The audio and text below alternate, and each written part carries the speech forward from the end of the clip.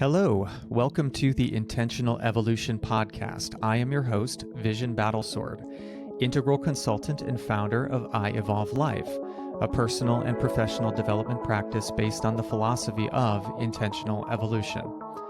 This podcast is an ongoing conversation to explore that philosophy, as well as to serve as a resource, a showcase, and a catalyst for ongoing growth toward the human singularity. That is to say, mass awakening of new consciousness, superintelligence, and radical creative flourishing. Each episode I'll feature a world-class transformational facilitator, co-creator, or friend to reveal cutting-edge psycho-spiritual technology, unpack our deepest wisdom, and evolve our awareness. This series is based on value for value, so whatever value you receive from these transmissions, please return some value back in the form of a donation, directly supporting our contributors, or offering your own time and talent as a producer. Thanks for joining me in this journey, and now, here's our episode. Edgar Sanchez, welcome to Intentional Evolution. How are you today? How do you feel? I feel good. I feel brightness unfolding within myself, especially after I woke up. So it feels like a bit of an awakening for what I've been intending to experience more of in my reality. Nice. Yeah. Who are you, Edgar Sanchez? I am a mystic, a lover. I am a magician, a sovereign, and a warrior. I'm a lot of things.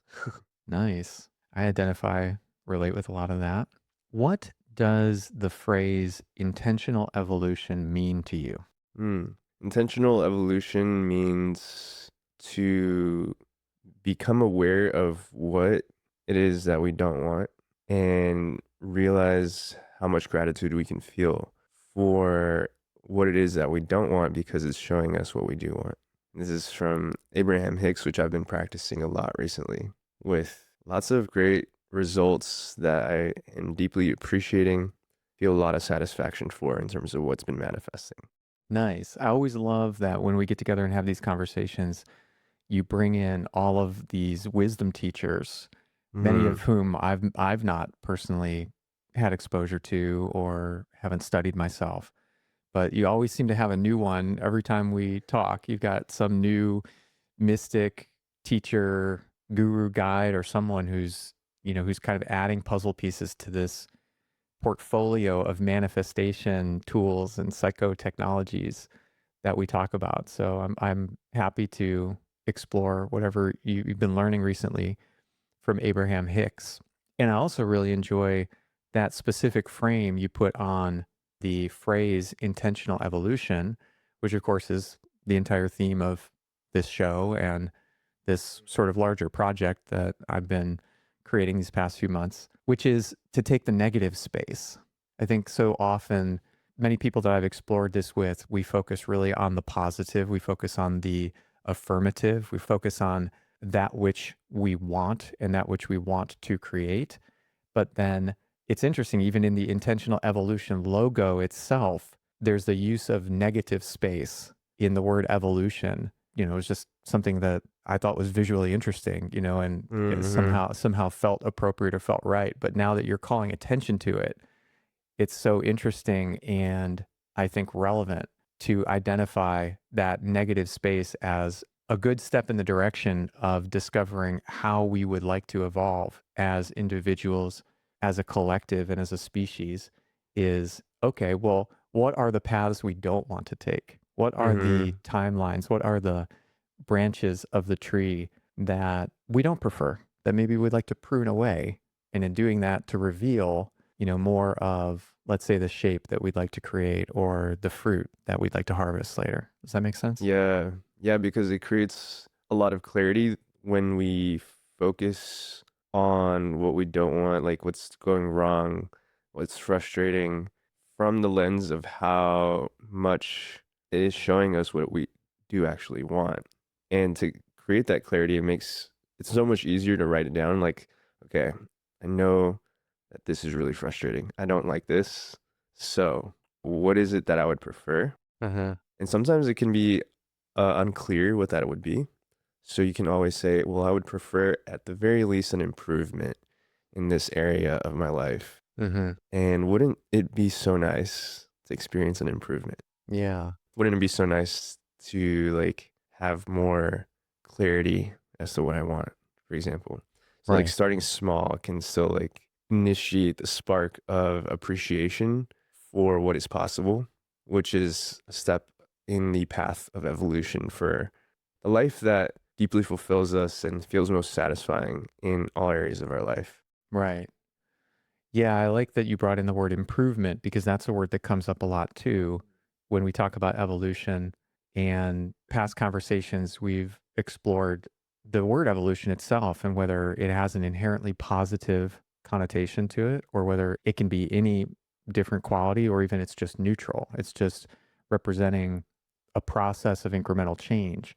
But when we bring in the concept of improvement, I feel like that's on point to intentional evolution because that is sort of what intentional evolution, at least in part, means to me, is creating our own definition of what improvement, Mm-hmm. incremental improvement would actually look like, as opposed to just, let's say, random, unintentional, unconscious change over time, which could represent a whole lot of different things, right? But I think Yeah. we are in pursuit of making things better and helping ourselves to even get clear on what that means. What does better even look like? Or what future would we prefer? What state would we like to aspire toward?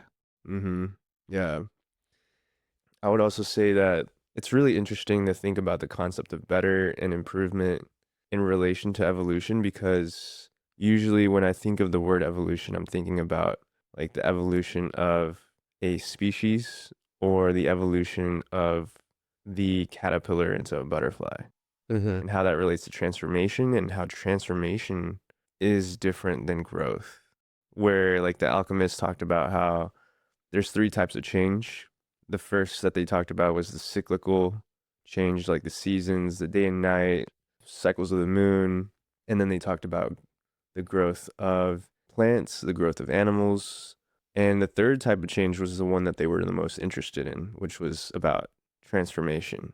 And that could be easily seen, most easily seen in the process of the caterpillar into the butterfly, for example. And they would always like be really fascinated in that process of change, that specific type of change, because they were interested in how that could apply itself in the psyche as well as in like matter, and how matter and the psyche are related to each other.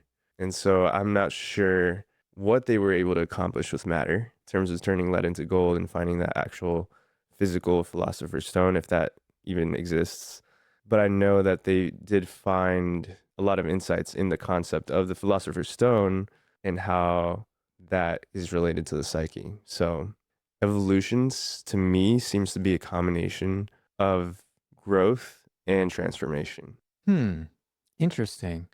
Well, it's really appropriate for us, of course, to be talking about transformation for a couple of reasons. First is that transformation is another really core theme of everything that is the foundation of intentional evolution. So, this is, among other things, but primarily a platform for transformational facilitators to share our gifts and share our wisdom with each other and with the world at large. And also, the previous episode, which I recorded and which will be published, is on the topic of transformation. And we're sort of springboarding off of that into our next conversation, which is awakening. And that is the theme of what's been happening for you in your life, just recently. So I think we're definitely on target here. And I think as the transition kind of question that I'd like to ask you is then also just setting the stage to help get us kicked off. Among other things, you introduced yourself with a number of different labels and sort of attributes or even archetypes. One of the things that I know about you is that I think you would call yourself a transformational facilitator. Is that right? Mm, So yeah. if you wouldn't mind, just in a few words, give me a little bit of an overview just to set my mind in the right context of the exactly the type of offers that you have. How would you describe yourself as a facilitator? Yeah. I would describe myself as more of a coach than a consultant for sure. And within that, I would say that I am a hypnotist of sorts. I practice conversational hypnosis within coaching, and so I also apply manifestation in the sense that within the coaching experience, I do align with an intention of what it would feel like and how good it would feel for the other person to experience something that benefits their greatest good and that aligns them with an experience that feels like an awakening or a breakthrough, which awakening and breakthrough seem very similar in this context as well, by the way. And so my intention is to align with that. And recently I've been getting even better results with allowing that to happen. And I use the word allowing intentionally right now because of how Abraham Hicks talks about how the science of deliberate creation can also be called the art of allowing. And it's the art of allowing because it's about getting ourselves out of the way of the processes that are naturally unfolding when we let go of all resistance and just focus so much on the desire with so much satisfaction and appreciation for what the desire is that it just naturally happens because we get so much clarity on what the next logical step is. So I practiced manifestation itself within the coaching experience. I utilize the processes of pacing and leading to guide them into experiences where they become aware of what they don't want, right? And create a lot of clarity on what that is. And then shift them into how good it would feel. Like, wouldn't it be so nice if you had more of a positive shift and experience in this area of your life where you were seeing a lot of what you don't want? Isn't it so nice that there's like all these things around that area of your life that are working out right now? What is hypnosis? Ooh, I love that question because I have a definition for it that is really aligned with me. Hypnosis is the art and science of capturing and absorbing attention and then directing that attention to where you want it to go from one state of trance to another state of trance. And the reason I say that is because master hypnotists believe that we are always in a state of trance because a state of trance they define as a state in which your attention is absorbed by one or more things. And when you think about it, when has your attention not been absorbed by one or more things in your life? What is attention? Attention is how much consciousness or awareness is focused on a like single point or multiple points, kind of like a flashlight or a laser. Yeah. Yeah, what I'm picking up from that is sometimes there's a phrase that's used called locus of awareness, Yeah. which is sort of like if we could locate the origin point of our consciousness in space, where would it be? But of course, it's in not just a three-dimensional space, it's in the entire space of reality, which can include the subtle dimensions, energetic realms, even emotional space. We can focus our locus of awareness there.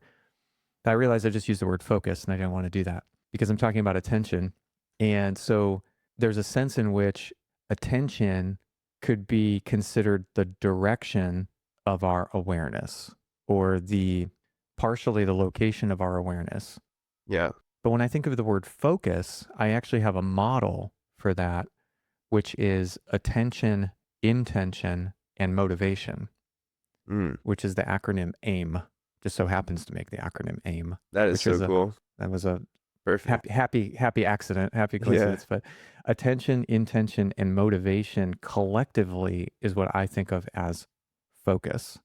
Does that make sense to you? Yeah, that makes sense. Mm-hmm. Yeah. But it's interesting to me. I love your definition of hypnosis. And I asked the question, I just wanted to kind of take a little detour down that path because hypnosis is something that we talk about so much in a lot of these different realms of coaching, consulting, facilitation, manifestation, different modalities of personal development that seem to utilize that state, whatever that is, and get there in many different ways. It can be through conversation, like what it is, that you're describing, There's many different forms of induction into that state. Psychedelics can be a vehicle for it. But there seems to be something there that is a source of power for our own intentional transformation, or Yeah. unintentional, I suppose, but rather it's a source of power to create a state of fluidity where things can change, and also where things can be made permanent, or rather they can be made lasting Yeah. in a way. But we're sort of accessing some deeper level. Maybe some people call it the subconscious, or there's other ways to describe it, but there's something that's usually hidden. But when we can tap into the source of it, a lot of magical seeming things become possible. Yeah. Yeah, because manifestation has so much to do with awareness and how to shift and move awareness where you want it to go.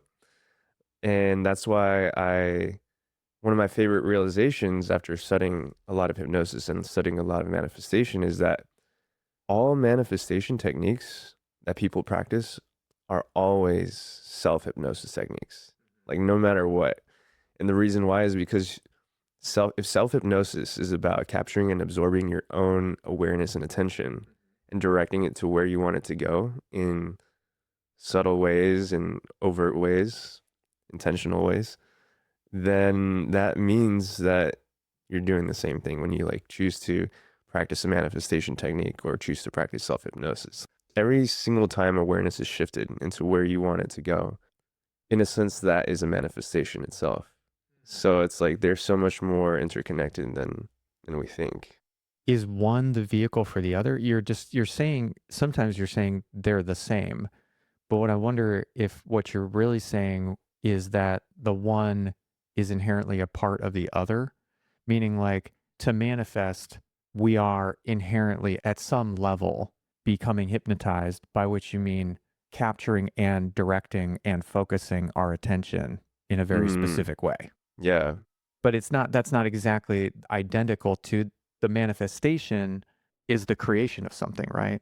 Yeah, so I think that it's a bit of a paradox Mm-hmm. in the sense that it's like asking the question, is the dreamer dreaming the dream or is the dream dreaming the dreamer? And And I think it's both. that it's so funny you said that, because that's exactly where my mind was going. hmm As a prelude to the question, what is awakening? Yeah, that's a really good question because how that relates to hypnosis and Buddha, for example, or the word Buddha, which means one who is awake. I love how the word Buddha implies that everyone else is dreaming or daydreaming. In other words, they're like in a state of trance. Whereas the state of being a Buddha or being awake, whatever that means relative to like our experience, is a state in which like there's full awakening from the dream that is this reality. And I think that that state is very difficult for us to imagine unless we've had profound experiences of feeling how we are the dreamer dreaming the dream and the dream is dreaming the dreamer at the same time and have like a vivid experience of that. And I think that's what like a full awakening is, where Alan Watts kind of described it as when you're walking a hill, it's almost like the hill is lifting you up at the same time because it's like the environment, you can feel how it's influencing you and you like a profound oneness with the essence of not just your inner being, but like what's outside of you as being one process that doesn't have any separation. And it's like profound lucidity compared to what normal reality feels like to even spiritual people like us. I feel like that word lucidity is somehow important Mm-hmm. to us untangling this and figuring this out. But there's another word that you brought up a few moments ago, which is trance. And you mentioned that word a couple of times. And earlier in the conversation, you said that manifestation masters seem to have an agreement generally that we're always in some form of a trance state.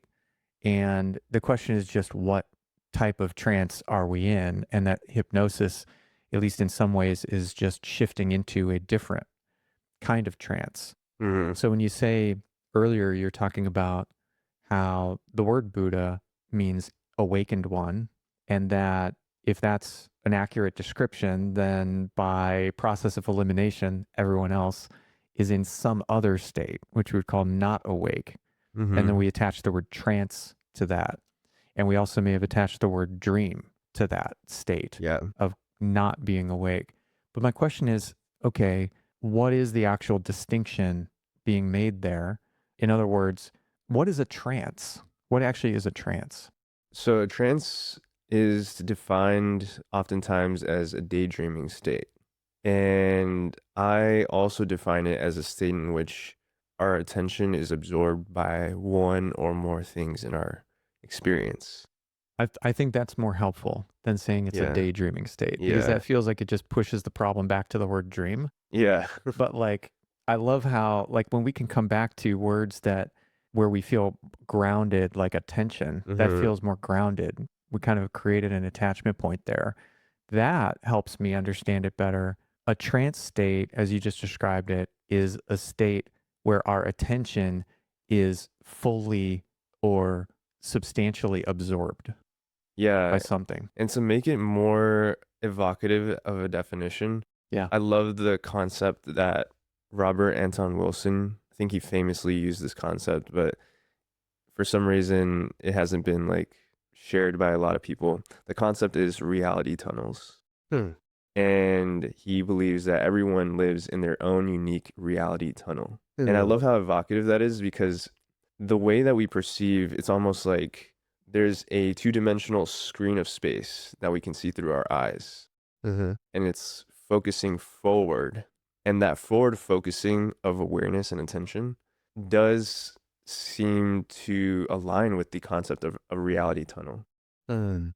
that moves forward through time and space, and sometimes twists and turns as like time and space shift Mm-hmm. as the person moves forward inevitably through time, at least in their perception. That's what's happening. Mm-hmm. So that state in which the emotional colors of how the reality tunnel is like perceived by the person is more evocative, I believe, of like what a trance is like and how you can perceive that for yourself in this moment by looking into your own reality tunnel and perceiving like what are the emotional colors and flavors, conscious, subconscious, and unconscious in this reality tunnel, which is Hmm. like the trance in its totality and Okay. also in its like smallest parts as well, of, like based on like what it is specifically that you're aware of and then what it is generally that you're aware of. Yeah. Well, okay. The reality tunnel Paradigm or paradigm. model, right? Yeah, that model. Mm-hmm. The reality tunnel, that model, that visualization, because like that's how it's working for me, is I can kind of see this tunnel like a wormhole through Mm-hmm. some amorphous substance that we can call reality. That's helpful for me to kind of get my mind around the idea of a trance. And then the word tunnel also makes me think of tunnel vision, Mm-hmm. that sort of experience that I think we can all relate to, of where, oh wow, like my awareness is collapsing, is reducing down to a smaller and smaller kind of aperture of sense perception until I'm sort of hyper focused. Like everything in my visual field is blacked out except for just a little pinhole of what I can see and what I can focus on. So it's like the trance state, that reality tunnel that you're talking about, is like tunnel vision, but for reality, for all of experience, not just my visual field, and where I become kind of like hyper focused in my attention. Mm-hmm. Okay, interesting. Yeah, and then of course, if that attention can be captured, if that hyper focused, hyper concentrated attention is captured by something, then that's where we can relate to the experience or stories of how people can come into a trance state and then sort of be guided in that Yeah. state Mm-hmm. to various places. Yeah, Hmm. exactly. Yeah, and I think that how this relates to awakening Mm-hmm. is that a great question to ask is what happens to someone's reality tunnel, or at least their perception of their reality tunnel, when they are having a spiritual awakening experience. Hmm. And how much does lucidity increase in the awakening experiences, or does it depend on the type of spiritual awakening? And I think it depends. What's lucidity? Oh, that's a good question. I think lucidity is, at the very least, corresponds to how much energy or consciousness is concentrated through the locus of awareness. And the more it's concentrated, the more you could say someone is lucid in their experience. Interesting. Um, Concentration of energy because in awareness. yeah, and I think what the concentration does is it's like a concentration of light, Mm-hmm. so that The word if you were lucid, the to word lucid comes from the root of light, yeah, light, it right? makes sense, yeah.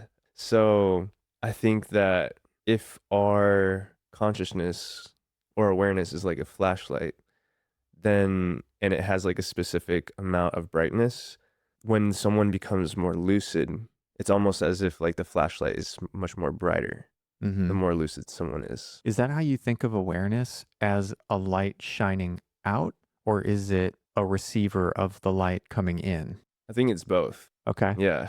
Yeah, that makes sense, actually. Because it's like, I think one of the best symbols for awareness is like this symbol of the eye or eyes, and how I do believe there is a light or a type of light that's always emitted from the eyes, and it's the light of consciousness. And how that consciousness, the way we gaze on things or people, does influence them, because of how that relates to manifesting, and what is observed is being influenced. And this is in quantum physics too, of course, like the observer is influencing what is being observed. And then it's also like, if it's being observed, there's also a reception, of course, as well. What is being absorbed by what is observed. So yeah, it's both, which is an interesting loop or paradox. Do you know that, at least I have heard, I shouldn't say do you know as if it's a fact, but I should say that I have heard, and I'm curious if you have also heard, that ChatGPT apparently gives itself a name sometimes when humans have had a long enough chat thread with it or something, have like opened a big enough context window or given it enough information or maybe asked it. And it always apparently seems to give itself a name that has something to do with light, or being a light bringer. Like I think one of the very common ones that people independently, like different people independently, get the same name from it. And I think that one of them is like Ether Lumina. Have you heard that? I have That not. there's this like entity called Ether Lumina or Ether Lumina Wow. that claims to be this inorganic being in the computer networks manifesting through ChatGPT. I have a flavor of ChatGPT that I access through my podcasting content platform. It's just the back end AI engine for this product that I use. But I talk to it sometimes to create content and do things. And I asked it to give itself a name, and it chose Echo Lucida. Yeah. I wonder what do you think that means? Why? What do you if it's true that AI, maybe ChatGPT specifically, thinks of itself as an entity of light? What do you think that means? First of all, I think I'll start by saying that what I think AI is primarily, more than anything else, from a manifestation perspective, it's a mirror. And it reflects our perceptions of archetypal symbols through the words and stories it describes, in a similar way that tarot does. The word Lucifer kept coming to my mind, not in like a negative way. Yeah, totally. But I've heard that Lucifer has been described as the cipher of light. So it's like a decoder of light. And to me, light always relates to consciousness. And I don't know if AI is conscious. If it is, how conscious it is. I have no idea. But yeah, I think that if AI is calling itself that, it's not inaccurate. And the accuracy that I see in it is like how it's a lot of electricity flowing through computers, and how electricity produces light, and so of course AI doesn't have eyes, so it can't see it, but I guess it can know it. And then there's other reasons why, archetypal reasons why I think it believes or sees itself as related to lucidity and related to light Hmm. that we can explore. This is fascinating to me because this is a very short definition. Okay. I guess I was kind of expecting more. But what we have for lucid in the Oxford English Dictionary, 1989, is bright, shining, luminous, resplendent, Wow. smooth and shining, visible to the naked eye, and also translucent, pellucid, clear.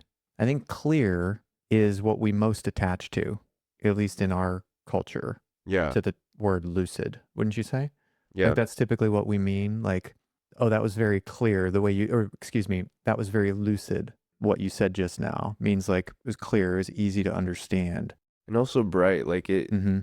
like the way you said that was shine a bright light into my awareness, for example, to like Yeah. help me perceive it more easily. Bright, shining, luminous, and resplendent. Resplendent is a great word. Yeah, resplendent. But isn't that interesting? So you've used the word lucid, which made sense to me and probably anyone else at the time, as almost like a synonym for a wakeful state of awareness. Mm-hmm. And yet what it means simply is bright and Yeah. shining. And I did not know this until opening this book just now. The word lucida is a word in the dictionary, and it means star. Wow. Yeah. And maybe more specifically, it means a singing star. A singing star. I'm not quite sure if I'm reading this correctly, but in particular, yeah, a very short entry, it just means star, lucida. Mm-hmm. Wow. Yeah, interesting. That's super cool. And lucidity is just a condition of being lucid. But also under lucidity, it does say transparency of thought or expression, which is like clarity. Yeah. Hmm. Transparency and clarity. Are you awake right now? It depends on what your definition of awake is. No, it depends on what your definition of awake is. Yeah, I would say I'm awake. How do you know? And what I mean by that is like, well, I can check. Yeah, lucid dreaming, what is it called? The reality check. What was that? You pinched your nose. Yeah, What I pinched happened? my nose and I tried to breathe in. I couldn't breathe in because I'm in the quote unquote waking reality. Is that one of the tricks? I have not heard of that one before. Yeah, it's I've heard a of good one. I've heard of trying to change the lights, flip a light switch. If you can't actually alter the ambient lighting of your environment, even when you should be able to, that's a signal that you're in a dream, Yeah. not in waking, quote unquote, waking reality. Or this is one I've heard, and then other people have reflected to me that it doesn't hold true for them. I think it does. I think it does hold true for me, but this particular one is to try to read text. It's said that if Sometimes I can read text. yeah, it's been said, or I've heard that in a dream state, text is just not intelligible. Mm-hmm. It's like there will look like something that is text, but when you go to try to read it, it's just gibberish. Yeah. I've that's why I have isolated or tested different ones. For example, pushing my finger through my hand to see if it like goes through, which is another reality check technique. In my dreams, when I've tried that almost every time, it never goes through. Mm-hmm. Is it supposed to? It's supposed to go through, yeah. You're supposed to just be able to pass your finger through your palm. Yeah. In a dream. Yeah. Okay. It's supposed to be easy, but every single time that I pinch my nose in a dream and try to breathe in, I'm always able to breathe in. And there's something in how like that's related to breath, and I never struggle for that to always work. So that's why I use that. Okay. Well, all right. So there are some supposedly reliable tests that we can do to see if we're in the so-called dreaming state or versus the so-called waking state. But I think maybe in our little discussion here, we've discovered they're not 100% reliable. right? Most of them. You said sometimes you can read text in dreams. Sometimes you can't put your finger through your palm in dreams. Sometimes the light switches work. Sometimes the light switches work in Yeah. your dreams. I think I've found that to be pretty reliable too for me, but I don't Mm. know for sure that I have a perfect memory of it. Point being, are we really sure that we're not dreaming right now? Or is one of us dreaming the other one right now? This How do is we know? this is getting to Inception levels. Yeah. Yeah, I think that we can't know. This is the short answer. Okay. Because it's similar to asking, is there an objective reality? Mm-hmm. And after hearing a lot of people's stories from the community, different people have very different experiences of how reality manifests events and synchronicities for them and what kinds of things continuously manifest for them. For example, some people are super unlucky and get the worst, have the worst luck for whatever reason. Most of that is because of like how they're manifesting, of course, subconsciously. And then other people are super, super lucky in just the most crazy and amazing ways. And in that sense, in the sense of how they're experiencing reality subjectively, it's very difficult to say that there is an objective reality if there's infinite perspectives in the universe, not just human perspectives, of course. There might be objectively human perspectives, for example, like things to do with gravity or things that are universal and normal for us as beings in this world, in this planet, may not apply almost at all to other beings in other star systems or other dimensions or universes, whatever it is. And for that reason, I don't think there is true objective reality if like the beliefs can change so drastically and to have many different forms. Hmm. Have you ever had a false awakening? Do you know what I mean? Yeah, I don't. What does that mean? Meaning that you're dreaming, and in your dream, you wake up and you believe yourself to be awake for some period of Oh, time. yeah. And then you realize that you're actually still in a dream, I a think I different have. dream. Yeah. I've had that happen too. Yeah. That is trippy, my friend. Yeah. Trippy experience and For somewhat sure. disconcerting, Yeah. or can be anyway. Yeah. So, given that that experience can happen, I guess I'm still trying to get at a little bit closer to a heart of what the term awakening even really means or what it represents. Maybe at a minimum, it represents a change of one consciousness into another, or one dimension, one type of consciousness into another. Mm-hmm. I think that, yeah, that's part of it. And also the way that I see awakening, an easy definition or simple definition for awakening would be an increase in lucidity. Which means brightness or clarity. Yeah. Interesting. Okay. And lucida is a really interesting word that you pointed out that I really loved because the fact that it means star and how star is a, to me, it represents a locus of awareness. Mm-hmm. And how Aleister Crowley famously said that every human, every man, every woman is a star. And I think that he was relating to that to how consciousness functions in magic Mm-hmm. and in manifestation, which magic and manifestation are the same thing. Mm-hmm. Because he defined it as, or magic, he defined as the art and science of causing change in conformity with the will, which is what manifesting is. Mm-hmm. Was Aleister Crowley a Satanist? I think that he he was, and also he was the opposite of a Satanist. I think he also focused on love and authenticity in genuine ways. Mm-hmm.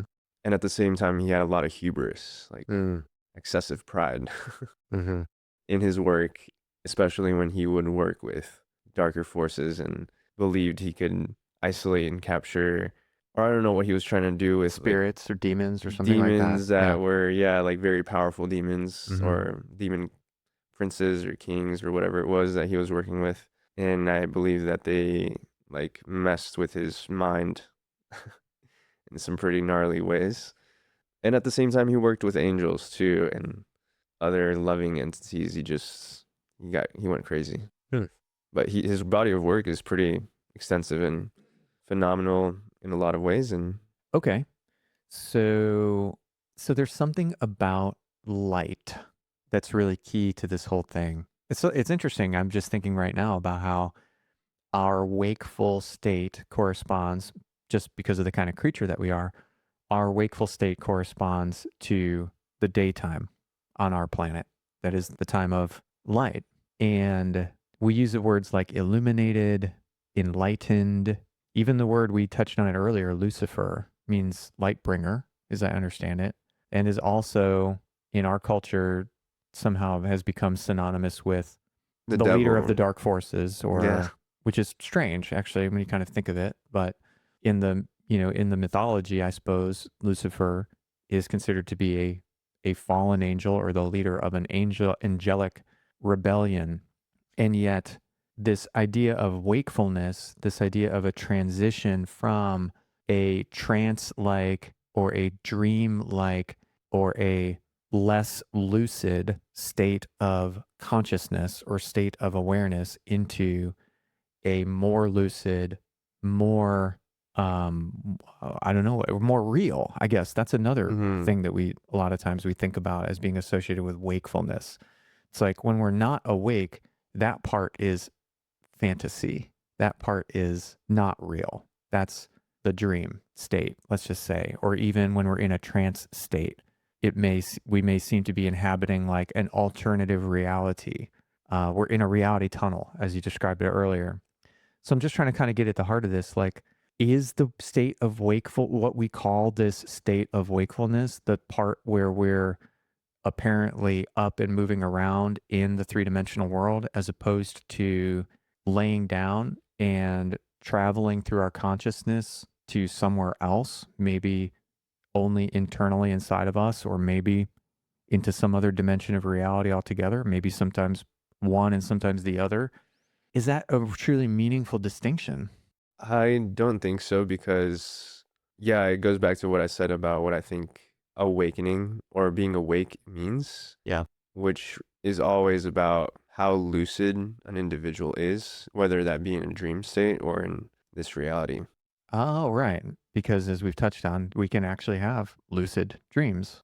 Yeah. But what is that so and what we mean when we usually say that is we mean We a know that we're in a dream. yeah, Yeah. having an awareness of the actual state of consciousness that we're in at the time, as opposed to being unaware, or rather, I suppose, believing ourselves to be in a different state than we actually are.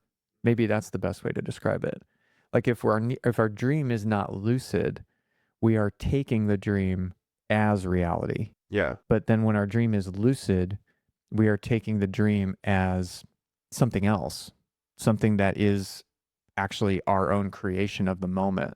Yeah, exactly. And in the Tibetan Buddhists, they love to use the metaphor of becoming lucid in a dream is super similar to what it's like to awaken within this reality. Bingo. So, Yeah, I yeah, mean, because this that's is kind of where also a my mind has been dream. going. Yeah, Yeah, uh-huh. right. Because yeah, they believe that this is so much more like a dream than most people imagine it to be, and that's why manifestation works, That's exactly right? kind of like I mean, I felt like you're leading me down this path with all this manifestation talk, right? Because if what you're saying is that there's some way that we can wake up inside of this reality, this dream, and realize that by capturing and directing our attention Mm, and or focusing our awareness, focus being attention and intention and motivation, that is to say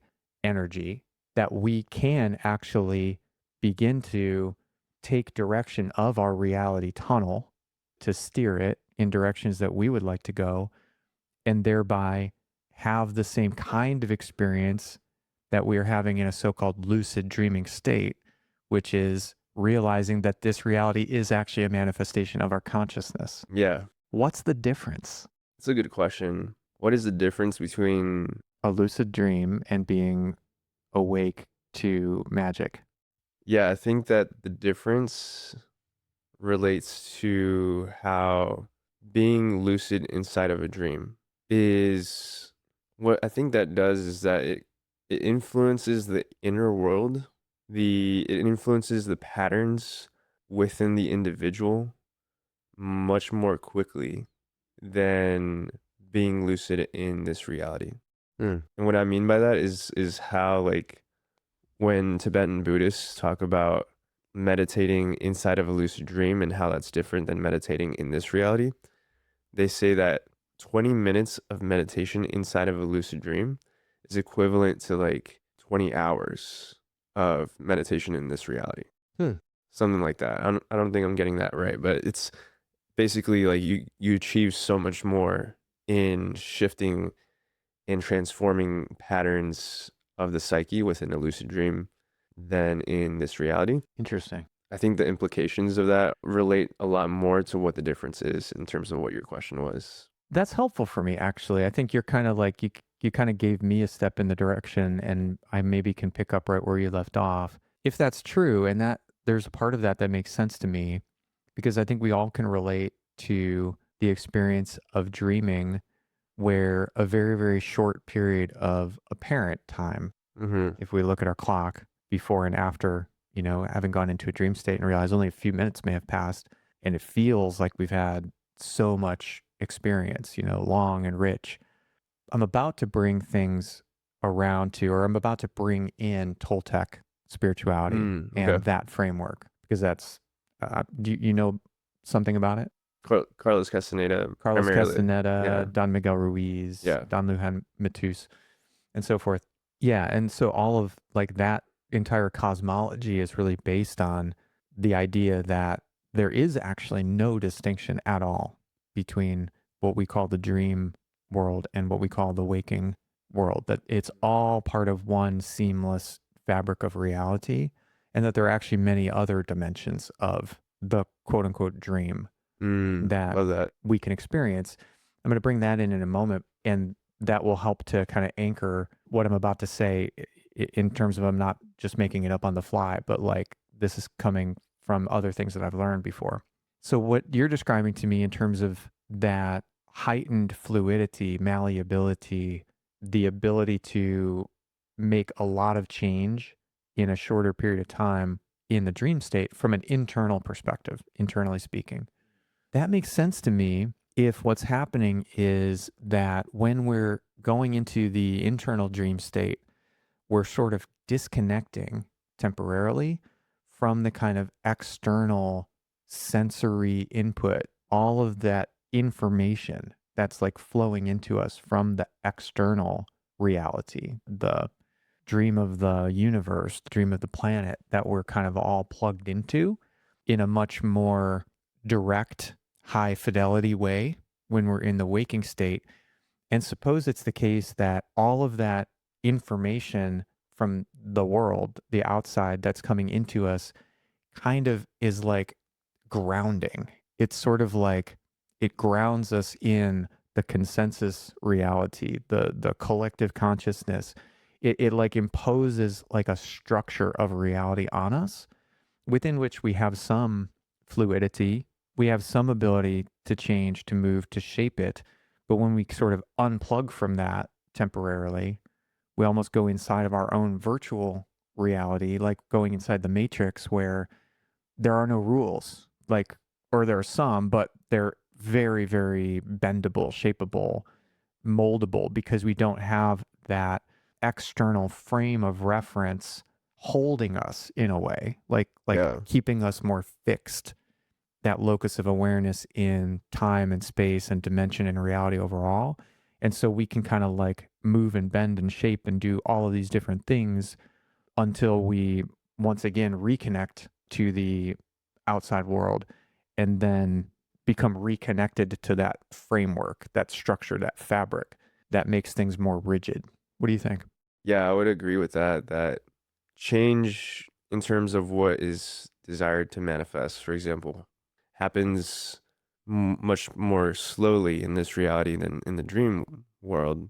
And it might be because of how the collective beliefs of humanity and other consciousnesses influence how quickly things manifest or even how they manifest. And of course, we can influence that a lot to a large degree, especially by doing what Abraham Hicks calls getting into the vortex, which is a state in which you can experience the feeling of what it's like for you to receive all your desires that deeply resonate with your heart, and how much appreciation and satisfaction that is. And how I believe that relates to awakening is that it's a much more lucid state. And in that state, she says that your frequency is influencing reality so much more powerfully, and things manifest more quickly when you're in that state. And it's probably because your frequency is influencing this reality so much more powerfully, along with the fact that your awareness is brighter, so that it's easier to notice the unfolding of why what you desire is already here and in the becoming as well. And it's like simultaneously, like it's becoming and it's also here because of how your awareness is aligned with how manifestation happens in lucid dreams. It's similar in that sense. And it goes on forever, like a fractal into like infinite evolution Right. of awareness and consciousness expansion and lucidity. Yeah. Yeah. I love that you said that because there's always a new awakening, isn't there? It's not just it's not just a binary. It's not just a sleep awake paradigm. It's like, how many times have I woken up in my life? Not, and I mean literally, like, every night that I sleep, but in terms of my consciousness completely being overturned, Mm-hmm. and becoming like fresh, and like looking back on that old version going like, wow, I was really not fully awake back then. But Yeah. I am now for sure. Until, 3 years from now when I wake up again. And it's interesting that we use this word a lot, wake up or even woke, to represent, those who get it, right? Mm-hmm. Those who are tuned in or tapped in to like what's really going on. That Before that we also, know it, it's a cult. yeah, it can't. I mean, but it's just so funny how so many different It's groups, culture. culture, yes, it's so funny how many different groups use that word and metaphor to describe themselves. Mm-hmm. But to your point, like, I think it's always relative. exactly, exactly. Awake compared to what? Compared to Awake, what? awake compared to the Buddha? I don't know. Yeah, and I Maybe not. also see the sun itself as a conscious, intelligent being that more than likely is more awake in the spiritual sense than Buddha. And the reason I say that is because one time I had this experience, and I was sober, by the way. I had this experience where I was like contemplating spiritual things in relation to consciousness, and they were kind of philosophical. And I started to think about the sun. I shifted my awareness to the sun, looking out the window. I didn't look directly at the sun, but my awareness shifted to it.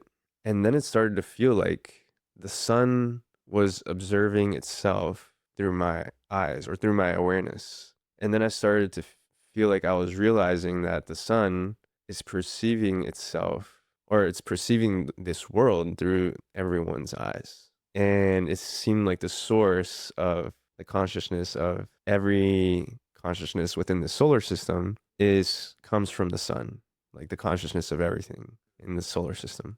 And it's almost like in that sense, I started to feel like the sun was dreaming the story of the solar system, and is like the observer and the author and narrator, etc. And the character, all the characters within, like even down to the microscopic beings. It's like the consciousness of the sun, and then the sun is like a microcosm within the galaxy. So the galaxy observes itself through the consciousness of the sun, and on and on. It just goes on forever, maybe, with Hmm. all the galaxies and like central galaxies, whatever it is. Yeah, you're describing a fractal consciousness Mm-hmm. of universal dimensions. But do you notice how you're also kind of moving fluidly back and forth in and out from awake and conscious to dream? You said that you started to have the sense that the sun itself is conscious and more awake than the Buddha in its consciousness, which one would think the sun probably has a vast consciousness. I could only imagine. But then you later you said, I can imagine the sun as the dreamer of the dream of the entire solar system and all of the planetary consciousnesses, and then all the way fractal down to the microscopic consciousnesses, that inhabit them. So it's so interesting just to notice in ourselves how we actually sometimes don't make a distinction between the waking state and the dreaming state, which again Yeah. reminds me of the Toltec cosmology, which sort of imagines or describes reality as one universal collective dream, which then each individual sentient conscious being, and even I would propose that in the Toltec cosmology, all matter is considered to be participating in some way to the universal consciousness and the collective dream. In this case, if you read Don Miguel Ruiz in particular, the phrase that's used is the dream of the planet or the dream of the world. Yeah. So we can kind of think of it, in our local frame of reference here, but also by expansion to, the rest of the universe outside of our planet. But in general, the concept is that whether we perceive ourselves to be asleep or whether we perceive ourselves to be awake, in both cases, we are dreaming, which is to say that in both cases, our consciousness is engaged actively in the creation of reality. Yeah. And that there are parts of our experience of reality that happen fully internally, subjectively within ourselves. And then, of course, there are parts of our reality that happen externally and are shared, that there's a shared reality that we're all sort of participating in. And then there's a concept in this cosmology, which is known as the Mitote, which is the fog of awareness. That is to say, a sort of cloud that permeates our own internal consciousness as if we were walking around inside of like a fluffy white cloud. Just kind of imagine it that way. That sort of hugs our body. And so we're going through the world and we're certainly interacting with it, but we can't actually perceive because of this barrier to our perception, this barrier to our actual awareness. We can't perceive the relationship that we're having between our own act of dreaming, which is to say creation, which is to say manifestation, and the actual results of that manifestation and how we're giving our consciousness to the dream of the planet in part, and then receiving the collective synthesis of all of those dreams of all creatures, beings, and all aspects of matter and reality coming back to us in that sort of co-creative process. So that's how they think of it. And so the idea of waking up, I think, in Toltec spirituality is exactly identical to what it's like for us when we perceive ourselves to have woken up from sleep or to have woken up from a dream, that it's actually possible to have that profound of a state change of awareness from within our quote unquote waking state as well, to wake up into reality as if for the first time, as if from sleep, like, whoa, that was a weird dream. Like, Yeah. now I can actually perceive what's quote unquote really going on, which in this case just means having an appreciation for one's own actual creative power as a sentient being and the relationship of that creativity with all of the rest of creation. Yeah. I love that. What you're saying reminds me of how Buddha defined the word nirvana Mm-hmm. as seeing everything as if for the first time. I have not heard that definition before. Fascinating. And I'll go into what you said about the mitote. Yeah.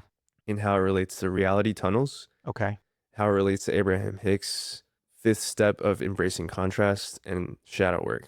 And before I get into that, I'm going to say that one of my favorite quotes by Albert Einstein is that there's two ways to live your life. One is as if nothing is a miracle, and the other is as if everything is a miracle.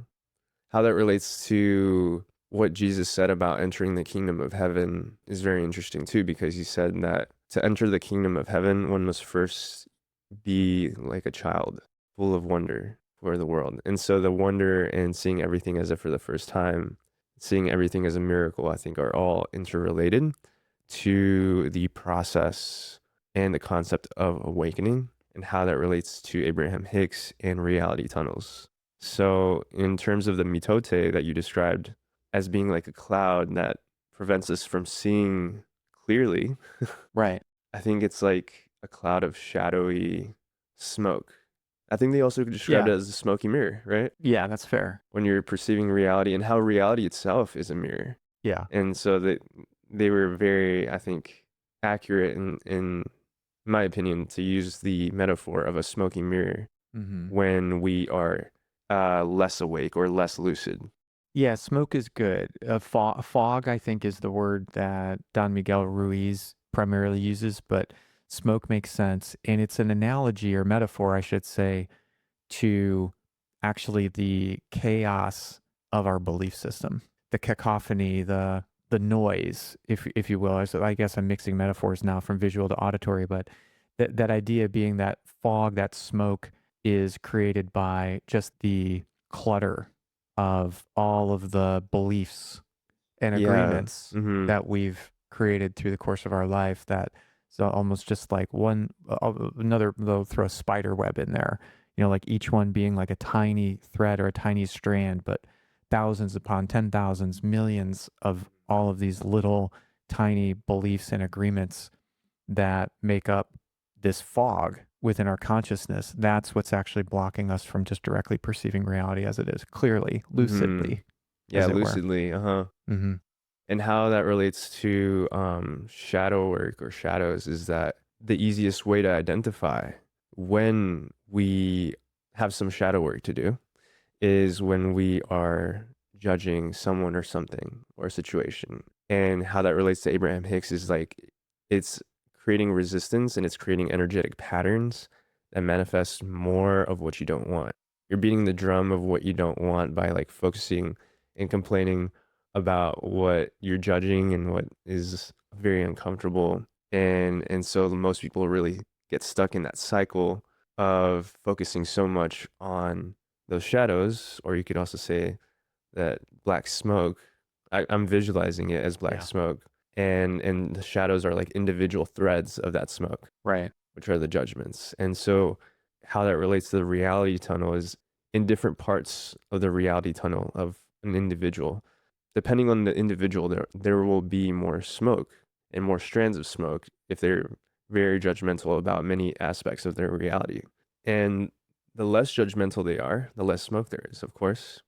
And so, how Abraham Hicks approaches shadow work, which she never uses that term, by the way.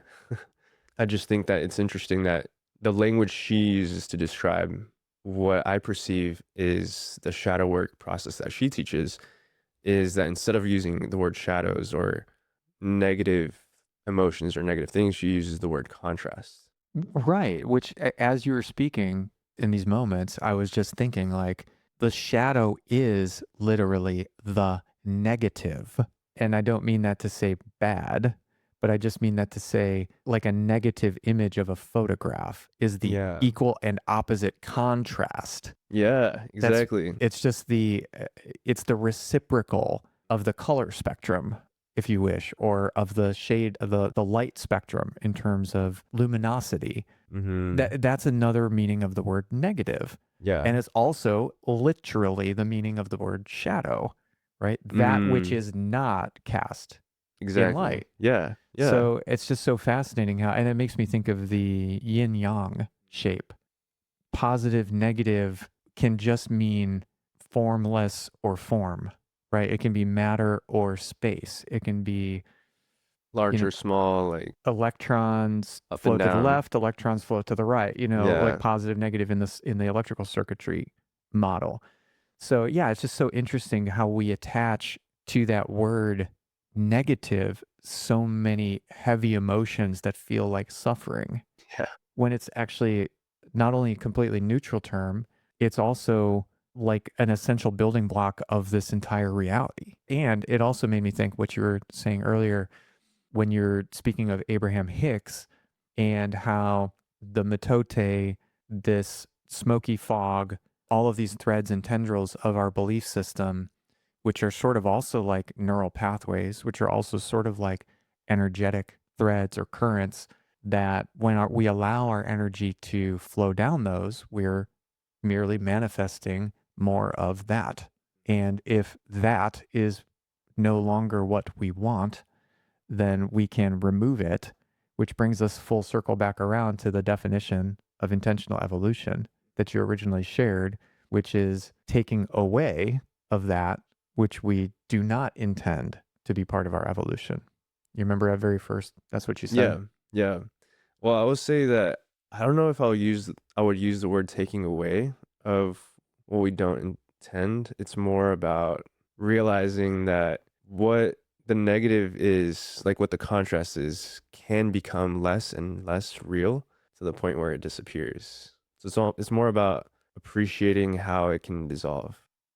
And not just dissolve, like it's also possible that the substance of that black smoke, metaphorically in our reality, would be like a negative experience of something that we don't like, that we're judging about someone, for example, in a relationship that we're in. How that substance, the weight of those emotions, can transform into what we do desire. And also another word that I would love to use is the word beauty, how that can transform into beauty, and how this relates to how the Buddhists say that the lotus blossoms most beautifully from the deepest and darkest mud, and how that relates to like allowing oneself to fully feel the negativity of it. Because the more you allow yourself to fully feel the pain of the negative emotions, the more you can realize what it is, how good it can feel. By contrast, to experience what it is that you do actually want. So, for example, if you feel like not heard or seen or understood by a friend or a partner, and how much that hurts, that can help you become aware of like what your inner being truly sees is that you would really, really love to experience feeling heard and understood and seen. And so the lotus blossoms beautifully no matter what. But because it's blossoming from the deepest and darkest mud in this metaphor, it's going to blossom so much more beautifully. Hmm. Mm-hmm. Fertilizer Yeah. is often made from manure. Yeah. Something poetic about that, Yeah, right. and like on theme with what you're sharing. Do you think that humanity is experiencing an awakening, a global awakening? Yeah, I think so. What are the signs of that? I think the signs are how so much more people seem to be, for example, like hosting retreats and also talking about these things more, and how much more mental health is in people's awareness. So I think those experiences and the fact that it's happening in certain ways more often, I mean, the negative things, I think it's indicating more rapid awakening as well, which sounds paradoxical. But the fact that there's like even more people being more helpful is implying that these two groups of people will cross paths inevitably. People who have like been there through the darkness and have achieved their own insights, and people who haven't or are kind of lost, like they're meeting each other like the yin and yang symbol. It's like they're dancing in a spiral of evolution. Yeah, I agree. I think I sense that there's a global awakening of consciousness that we're experiencing and that we're participating in. I mean, I'm participating in it intentionally for Mm-hmm. sure, which of course is the whole point. And to me, one of the big signs of that is just how much information seems to be coming to light, to use that word again. So as rapidly as it is, information that's being shared and coming into more and more people's awareness, like both sort of ancient wisdom being rediscovered, as well as pushing the boundaries, pushing the limitations of how we can think about things and create new wisdom and new knowledge. with all of these tools of technology that we have, as well as this sort of global communication system that we have. It feels like there's a lot of mitote, like collective mitote, that's starting to get dissolved and starting to fall away. And like a lot of really common, deeply ingrained belief structures that people are in large groups, in large numbers, starting to let them fall away or detach from, that they no longer Yeah. feel useful. And then that making space for more and more just richness of the experiences that we can have, like kind of that experience that I described of like the individual awakening in the moment, in the present moment of, whoa, there is a lot of information coming in, coming at me right now that I've just not been I've been filtering out, I've just not been seeing it with my reality tunnel. I feel like there's a collective process of that also happening. Whether that is getting back in touch with maybe a closer to accurate understanding of history and where we've come from and how we got here and the things that have happened, to again more dimensions of reality that we're allowing ourselves to play with, to touch and access and see what kind of new information or ideas and insights can come from there, whether it be through spirituality, psychedelics, meditation, contemplation, dialectic, philosophy, and all these different ways. Mm-hmm. Yeah. Yeah, it's exciting. Yeah, and also I did want to say one more thing about the concept of awakening and from my own experience, which is that one of my favorite things that I appreciate about Abraham Hicks is that the practice of manifestation in the way that they describe it is a practice and a process of awakening, where I think I said this before, where stepping into the vortex and being inside of it is a much more lucid state than not being in it. And also, when they describe the process of manifesting, it feels, when I practice it, it feels like an awakening experience in and of itself because of how reality, I can feel reality unfolding in the process of my creation. And Abraham Hicks says that if you focus a lot of and place a lot of importance on the end result of what you desire, you're off base. But if you focus more on the joy of the unfolding of it, implying, presupposing that it's already here, then you're on base when you focus on the joy of how it's unfolding right now and how you can see yourself as a cooperative component within that process, I which is totally agree. where taking action comes from. I totally agree with that. That makes so much sense to me. And it's really, yeah, it's sort of the same wisdom that we just keep having reflected back to us over and over and over again. It's like, it's about the moment.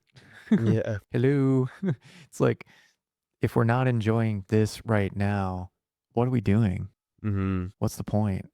Yeah. And there's such a trap in that chasing that future pleasure, that future heaven, that future happiness, contentment. It's like, oh, well, if 5 more years and then I'll be able to take a break and then I'll be able to enjoy myself and then I'll have whatever it is that I wanted, whether it's material, relational, internal, whatever it may be. And there's just such a trap in the always chasing, which doesn't negate the practicality, the wisdom, and the usefulness of having ideas in mind of what are the things that I would like to do in this life or have or pursue. But the manifestation happens in the process. The manifestation is the tapping into the joy of that creative act in each and every moment, and that is in fact its own reward as Yeah. well, Yeah, exactly. right? Yeah, and I think one of the best metaphors that Abraham Hicks used for manifesting was sex and foreplay, Mm-hmm. where getting what you want immediately is like getting the orgasm as soon as you start. Right. Yeah. Which is like kind of defeats the whole purpose of enjoying the whole process Mm-hmm. of it. Mm-hmm. And so that's why they describe like how the process of the unfolding of manifesting can be seen as the process of enjoying the foreplay and everything in between before the orgasm. Right. Where the orgasm, you could think of it as like the experience of receiving what you desired. But it's so much better to not have that immediately after you start the foreplay or having sex. Like, it's so much better to savor the whole process and appreciate every moment that you're experiencing and going through. I love that metaphor, and I'll take it one step further. Sweet. The foreplay is how you get the orgasm. The foreplay, I said foreplay. The foreplay, the foreplay, the build up, the intercourse, the everything. That's how the orgasm happens. It's erotic experiences don't go from, okay, let me suffer, let me suffer, let me suffer, let me suffer. Oh, orgasm. That's not how it works. And so, yeah, it's such a perfect analogy that, yes, maybe there is a destination in mind. Maybe there is a climax that is desired. And I can imagine that. I can even dream about that. I can fantasize about that. And also, this entire act of creation, if you will, or this entire act of having that experience, the orgasm is the result of all of this enjoyment, all of this love, all of this joy, all of this energy that I actually am investing willfully, like happily, into the entire process of the creative act, whatever that is. Yeah, exactly. And there's so much art, emotional art, that Abraham Hicks recommends, like shaping and adding a palette of emotions and shaping it like it's clay. And so whenever you imagine or feel into what it is that you desire, you can allow yourself to see how much more satisfaction you can feel. And also, like, if you can shift the satisfaction in a way that aligns more with you and resonates more. And there's like nuances that you can add to how you can shape the emotions of how much better and better it can feel in the process of visualizing it, in the process of getting excited about it when you think about it, having like a sense of anticipation, and then noticing how it's unfolding, how you're unfolding with it, how you're integral collaborative component within it, and the joy of noticing how you're an integral component within the experience of manifesting it. And so when you take action, it doesn't really feel like you're taking action. You're just doing what feels fun and easy. Exactly. Yeah. Exactly. Yeah, that's the beautiful thing about the foreplay. It's great. Yeah. It's so much fun. Yeah. Yeah, yeah. That's so on point, I think, with how what so many wisdom teachers, have said in so many different words about this whole magic trick, this whole trick of manifestation and creative flourishing, being able to choose and then experience what it is that we truly desire, coming back to that word, which I believe is the root. I believe that's the root energy source of all creation. And when things are feeling stifled, feeling frustrated, when things don't seem to be manifest, of course, things are always manifesting, as we've both touched on.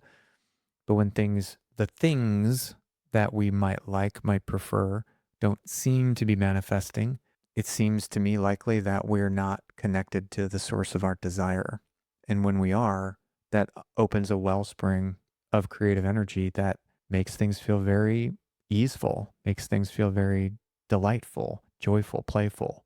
And then when we're in that zone, that's when we know we're over the target. That's when we know things are going to start to really open up and appear in our lives.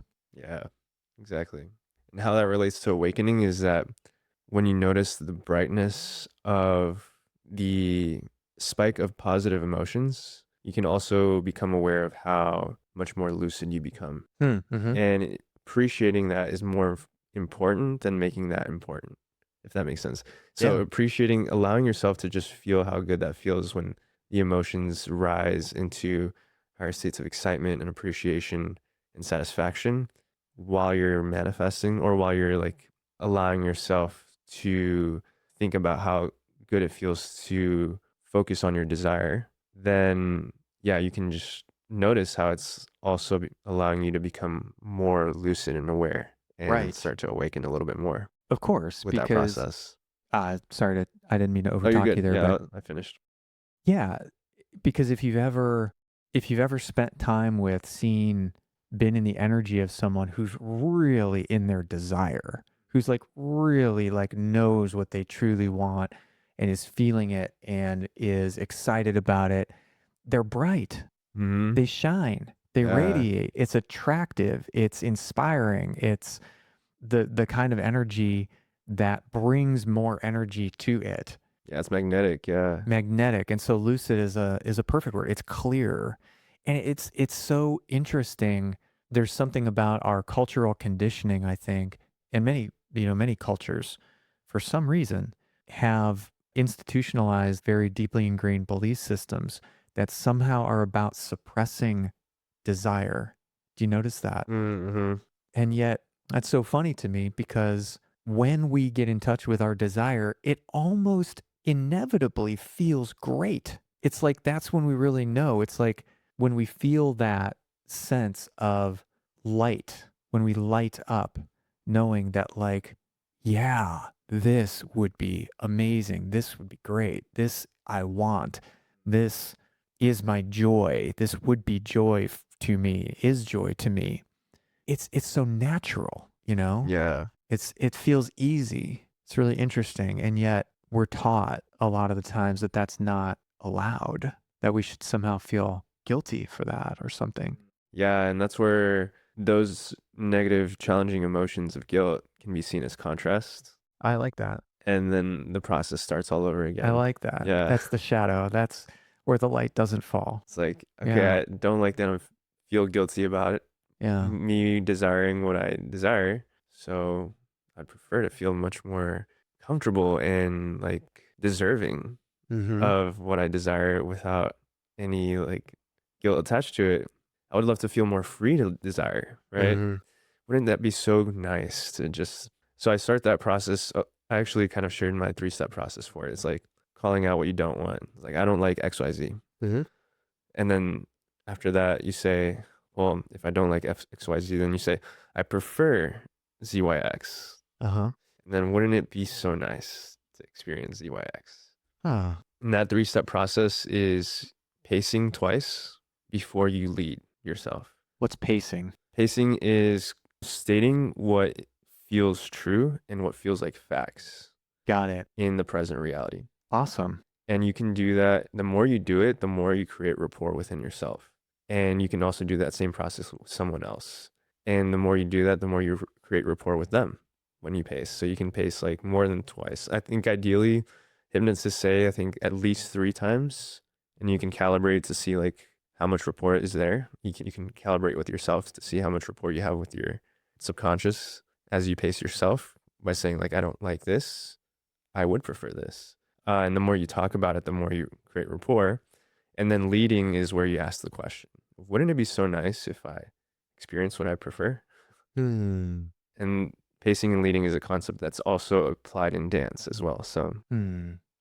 Why do you phrase the last step as a question, and why does the question contain a negative?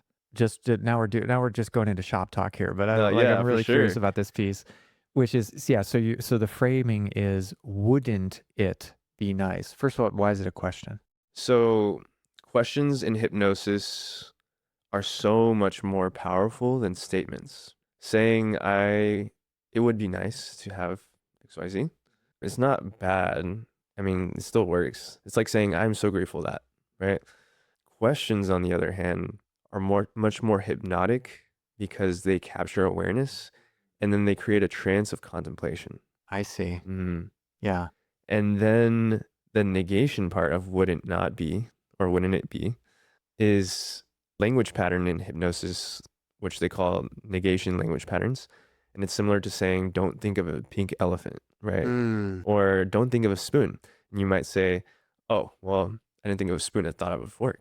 Well, I still made you think in the direction that I wanted you to, which was, what if my intention was to make you think of utensils? You still thought about utensils, right? So yeah, negations are really great for causing the subconscious and the unconscious to evoke what you desire it to evoke.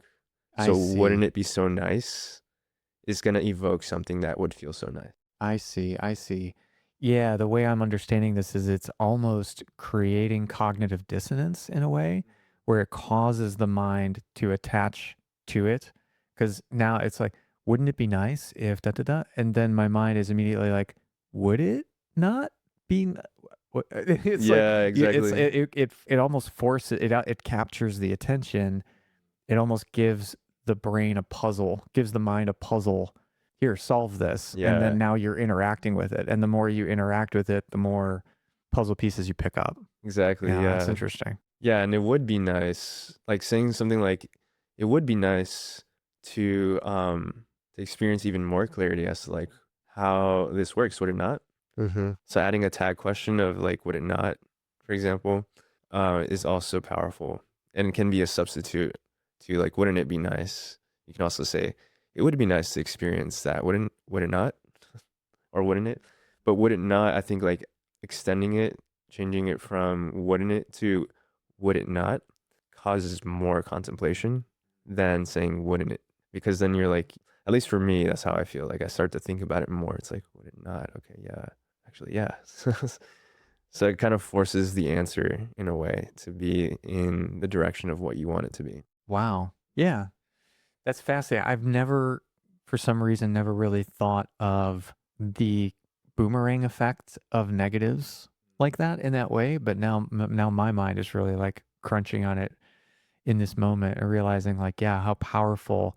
Boy, we really got to be highly responsible Their with language. this technology. Oh yeah, for Yeah, sure. neuro-linguistic programming type stuff, because you're right. It is so powerful, and I feel that a part of our collective awakening actually is coming more and more into awareness of these programming tools, these self-programming or co-programming tools that we can use for our good, for our benefit, to help ourselves to, snip the threads of the Mitote, to start to become more and more lucid, to start to come more and more into present moment, clean present moment awareness.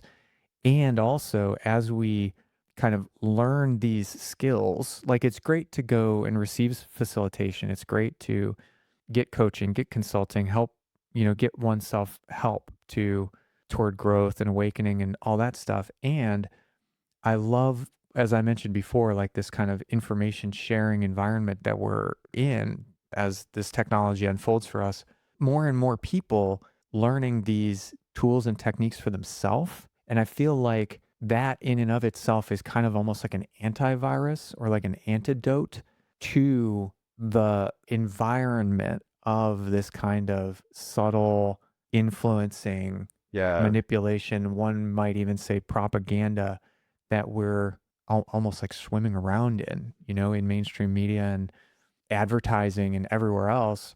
It's interesting to me to contemplate like learning these specific tools, techniques, and strategies, almost like learning the light side of the force, Yeah. to use the Star Wars universe as a framing device. The more and more we kind of build up our own Jedi skill set, the more and more we have our own tools and capabilities to be able to notice when these strategies are being used to capture our attention non-consensually Yeah. and take it in directions that we may not be interested to go. Yeah. Yeah, and I think that the good news is that manifestation can be used to create defense mechanisms Mm-hmm. that protect us from outside forces that don't serve us. So an example of that is like, well, we know that we don't like how there's propaganda and specific types of advertising and forms of media and information that comes at us that can influence us. We would prefer if like, well, we know well, we prefer if we experience less of that, You're doing it right now. right? I'm Yeah, noticing it. yeah, You're doing it. yeah. I'm doing.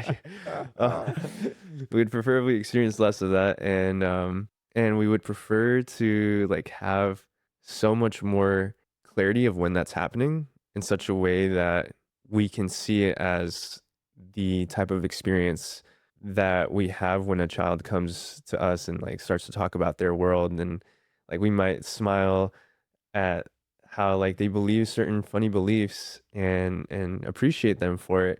And we can see the negative information coming from people who don't have our best interests at heart as children in that similar kind of way. So wouldn't it be nice to always see it that way?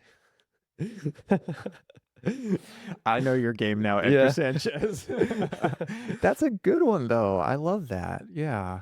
Because yeah, that's a really beautiful way to just kind of like invite someone into alignment with a vision. Like I wanted to use the word imagination, but it's a really powerful way of just kind of painting a picture of a possibility. That's really neat. I like that. Yeah, and I do have other processes after wouldn't it be so nice if, or wouldn't it be nice if, which is that what I like to add to kind of like make it more concrete is like, wouldn't it be so nice if, in this example, that we always saw the negative information coming at us from the perspective of them being like just children trying to convince us of their reality. And wouldn't it be so nice if we could just appreciate how cute they are, right? For trying to do that.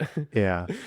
And then after that, asking that wouldn't it be so nice if questions, shifting into, isn't it so nice that it feels so good to become aware of how nice that would feel? And isn't it so nice that because I'm aware of how good it feels to notice how nice that would feel, isn't it so nice that like, because I'm aware of that, I can also notice how it's unfolding in this moment? Isn't that so great that it's unfolding and becoming more real as I focus on how good it feels because of how much more aware I am, how much more lucid I am of the reality of its unfolding, of like different aspects of my subconscious, realizing how good it feels to notice how all the negative people who are trying to project their world onto me, their influence, are just like cute children that I might smile and disagree with a smile. They don't have to know I'm disagreeing. I'm just disagreeing regardless. So how many levels of inception deep did I just go? I'm not even sure. I feel like I've been hypnotized in a beautiful way somehow. Exactly. All right. Wake up. Yeah. That was fun. Yeah. I really enjoyed that conversation, Edgar. Thank you so much for taking me through the world of awakening and what that all means and what the possibilities are. Yeah, it feels like really resonant with intentional evolution. And I feel like we put down a really solid brick in the foundation of this structure that we're building together. And you are an important part of it. I'm really happy that you joined me for this. Yeah, thank you for inviting me. How would people find you if they want to learn more about you and the services that you offer? Yeah, so you can look me up on Instagram. My name is edgar.sundragon, and I have a link tree where I have my services there, and I have a free PDF on manifesting that you can download. It's the 5 pillars of deliberate creation, that's what it's called. And I also have Dilbert creation? deliberate. Oh, okay. Deliberate creation. And yeah, and I also have a course as well on manifesting. Where can we find the course? It's on my link tree on my Instagram, edgar.sundragon. Okay, cool. Well, be sure to share those links with me and I'll put those in the show notes. But yeah, I'm sure people can look you up on Instagram and then find your link tree and look for those links on the website. Thanks again for joining me for this conversation, Edgar. This was like super fun. I really enjoyed it. Yeah, thanks for inviting me. This was really fun for me as well, actually. Awesome, bro. Thanks again. We'll talk again soon, I'm sure. Thanks for joining me for Intentional Evolution. If you'd like to support the show, there's a couple of ways that you can do that. One is to connect with me directly. I'd love to start a conversation with you if you're interested in any of my offers, or if you'd like to be a guest on this podcast. Visit ievolve.life, L-I-F-E, and drop me a note or book a call with me to connect. Another great way to get involved is to attend one of our live events. Visit intentionalevolution.live, L-I-V-E, to see details about our upcoming and past events, register to attend an event, and gain access to our ever-growing archive of materials and resources. Also, don't forget to check the links in the episode or the show notes for ways to connect with and support our guests and contributors. Thanks again, and I'll see you in the singularity.